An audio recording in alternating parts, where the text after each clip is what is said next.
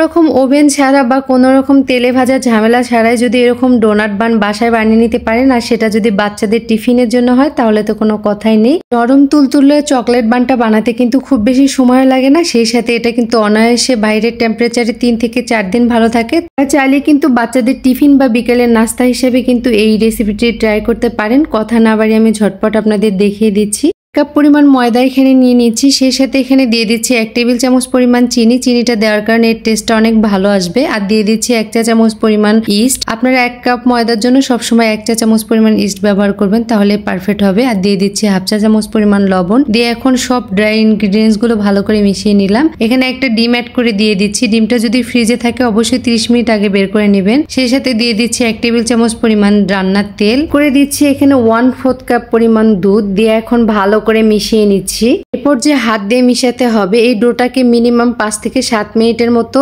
আলতোভাবে মথে নিতে হবে। সময় নিয়ে যত ভালো করে মথে নেবেন তত ভালো একটা সফট ডো তৈরি হবে, আর আপনার ব্রেডগুলো তত নরম তুলতুলে হবে। আবারও কিছুটা পরিমাণ তেল দিয়ে আমি এটাকে এখন রেস্টে রেখে দেবো প্রায় 1 ঘন্টার জন্য। এখন একটা র্যাপিং পেপার দিয়ে ভালো করে র্যাপ করে রেখে দিচ্ছি, এতে করে খুব দ্রুত কিন্তু এটা ফুলে উঠবে।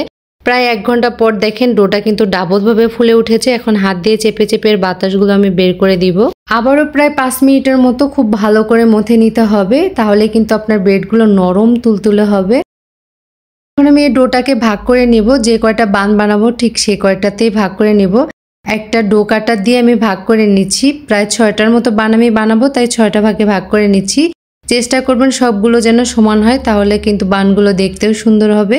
এখন লেচিগুলো একটা সাইডে সরিয়ে রেখে একটা লেচি আমি হাত দিয়ে ঘুরিয়ে ঘুরিয়ে এর মধ্যে একটু আটা সরিয়ে দিয়ে মিডিয়াম সাইজের একটা রুটি বেলে নিব। দেখে নিশ্চয়ই বুঝতে পারছেন রুটিটা বেশি চ্যাপ্টা শেপের হবে না, একটু লম্বাটে আকারের হবে। এখন এর মধ্যে আমি নসিলা চকলেট দিয়ে দিচ্ছি। আপনারা চাইলে যে কোনো ধরনের চকলেট দিতে পারেন, সেই সাথে এখানে যে কোনো পুরো অ্যাড করতে পারেন। চাইলে চিকেনের পুরো অ্যাড করতে পারেন বা কোনো ধরনের ক্রিম অ্যাড করতে পারেন, যে যেটা পারেন। তবে হাতের কাছে সবসময় নসিলাটা থাকে, আর নসিলা যেহেতু হেলদি, বাচ্চারাও অনেক পছন্দ করে, তাই আমি এটা দিয়ে নিলাম। এখন আবারও প্রায় 15 মিনিটের মতো রেস্টে রাখতে হবে, তাতে করে এই বানগুলো আরেকটু ফুলে উঠবে আর ভাজার সময় নরম তুলতুলা হবে।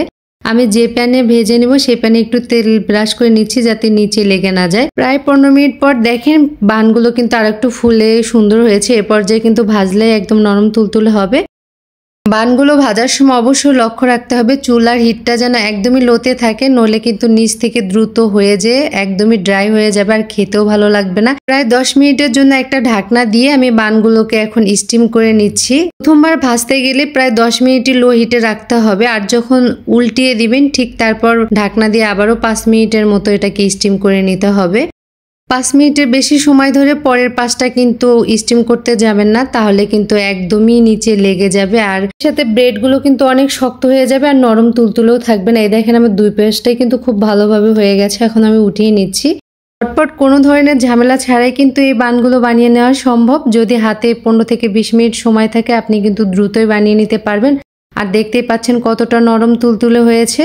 একবার হলো ট্রাই করে দেখবেন। সেই সাথে আমার রেসিপিগুলো কেমন লাগে অবশ্যই কমেন্ট করে জানাবেন। এরকম নিত্য নতুন আরো অনেক রেসিপি পেতে প্লিজ আমার চ্যানেলটি সাবস্ক্রাইব করে পাশে থাকবেন। সেই সাথে আপনি যদি ফেসবুক পেজ থেকে ভিডিওটি দেখে থাকেন তাহলে প্লিজ পেজটি ফলো দিয়ে পাশে থাকবেন। দেখা হবে নতুন কোনো রেসিপি নিয়ে। সেই পর্যন্ত ভালো থাকবেন, সুস্থ থাকবেন। আল্লাহ হাফেজ।